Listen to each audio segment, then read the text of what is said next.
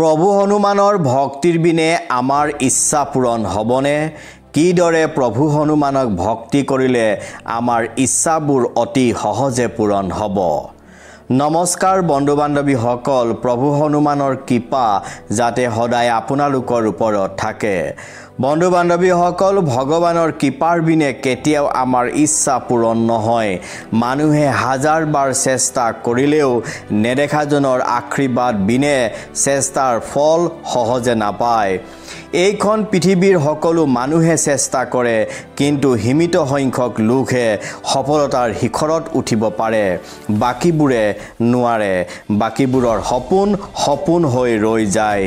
ইচ্ছাবোৰ ভাঙি চিঙি চুৰমাৰ হৈ যায় আৰু শেষত কপালত হাত দি ভাগ্যক দুখ দি পৰাজয় স্বীকাৰ কৰাৰ বাহিৰে একো উপায় মানুহৰ হাতত নাথাকে।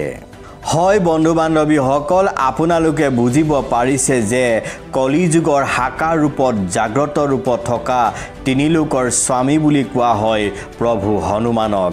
যিসকল লোকে প্ৰভু হনুমানৰ ওপৰত পূৰ্ণ বিশ্বাস ৰাখি কৰণীয় কৰ্তব্যসমূহ কৰি যায়, তেওঁৰ কেতিয়াও বিফল নহয়। ভগৱানৰ ভক্তিৰ বিনে ভগৱান কেতিয়াও তুষ্ট নহয়।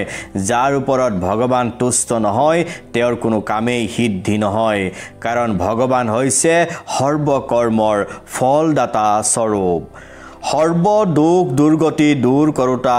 সেইকাৰণে যি ভগৱানৰ আশ্ৰয় লয় তেওঁ কেতিয়াও বিফল নহয়, তেওঁৰ কেতিয়াও হানি বিঘিনি নহয়, তেওঁ কোনেও ক্ষতি সাধন কৰিব নোৱাৰে।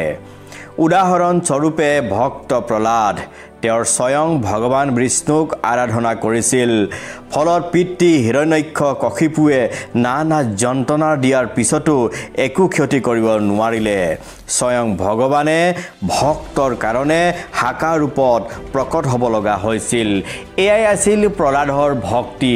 তেওঁৰ ভক্তিত তুষ্ট হৈ ভগৱান বিষ্ণুৱে তেওঁক সৰ্বস্ব প্ৰদান কৰিছিল। বন্ধু বান্ধৱীসকল, এনেধৰণৰ উদাহৰণ হিন্দু ধৰ্মশাস্ত্ৰত বহুতো উল্লেখ আছে।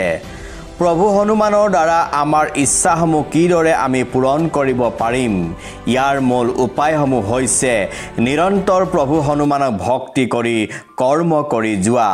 প্ৰভু হনুমানক আমাৰ মনৰ কথাবোৰ কোৱা।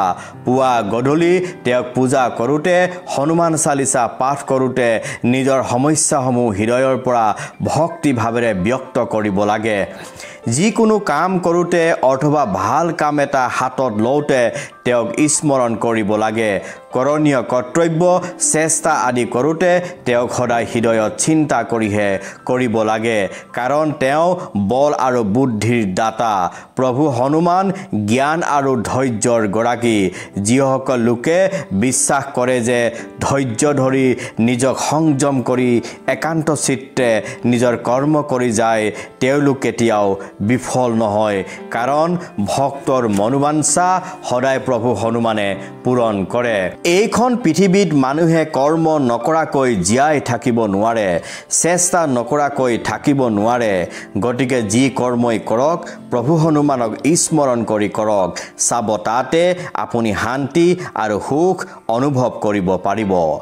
বন্ধু বান্ধৱীসকল, বহুতো সফল ব্যক্তিয়ে তেওঁলোকৰ সফল হোৱাৰ আঁৰত প্ৰভু হনুমান বুলি ক'ব বিচাৰে। সেইকাৰণে আমিও প্ৰভু হনুমানক পবিত্ৰ মনেৰে বিশ্বাসেৰে হৃদয়ত চিন্তা কৰি শৰীৰৰ সৰ্বশক্তি প্ৰয়োগ কৰি সফল হ'বৰ কাৰণে চেষ্টা কৰিলে নিশ্চয় প্ৰভু হনুমানে আমাক কৃপা কৰিব, আমি সফল হ'ব পাৰিম। ধন্যবাদ।